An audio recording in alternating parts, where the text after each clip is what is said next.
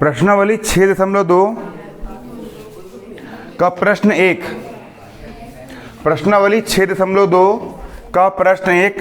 और प्रश्न 1 आपको देखिए क्या बोल रहा है। प्रश्नावली 6.2 का प्रश्न 1 आपको यहाँ पर ये बोल रहा है कि यहाँ पर आपको कोण और एक्स वाई के मान ज्ञात करना है। इस चित्र को देखना है और चित्र को देख करके आपको कोण एक्स का मान ज्ञात करना है, कोण वाई का मान भी क्या करना है, ज्ञात करना है। और ये सिद्ध करना है कि ए बी और सी डी क्या है, समांतर है। ए बी और सी डी क्या है, परस्पर समांतर है। आपको यहाँ पर यह भी सिद्ध करके लेकर के आना है। देखिए अब यहाँ पर सबसे बड़ी बात, चित्र में आपको दो रेखाएं दी गई है।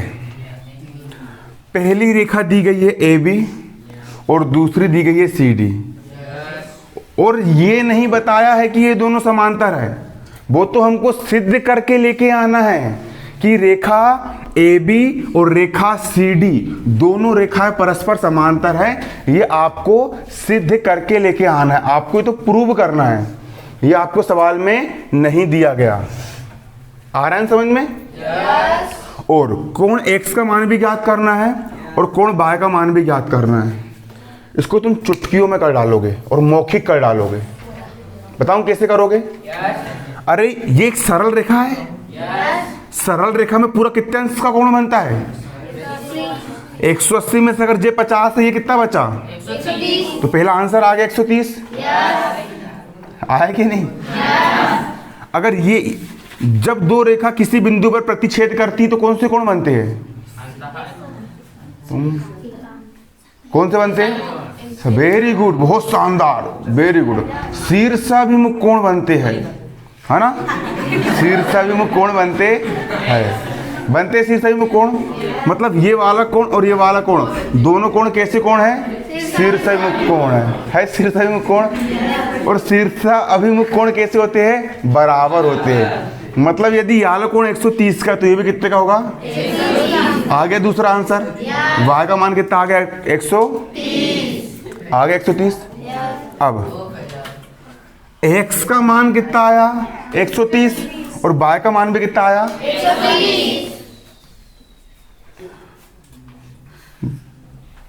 कोण x और कोण y कौन सी कोण है?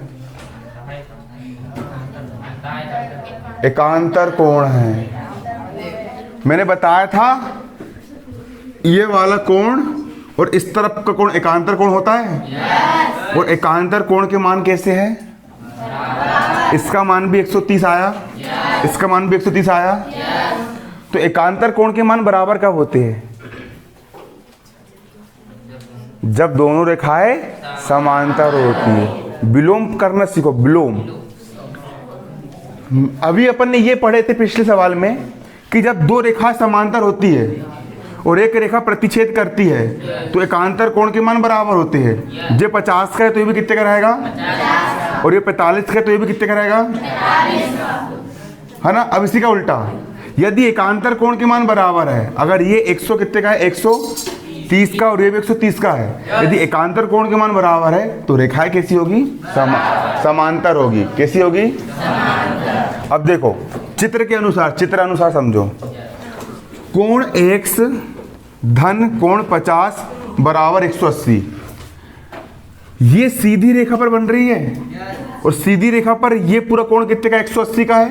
मतलब ये वाला कोण x धन ये वाला कोण 50, दोनों का योग x धन 50 बराबर कितना हो जाएगा? 180। इसको समीकरण 1 दे दिए। बराबर किस तरफ 50 धन का था, उस तरफ गया 50 का हो गया ऋण का। x का हो गया x, बराबर का हो गया बराबर। 180 में से 50 गया, कितना बचा? 130। x का मान आ गया 130।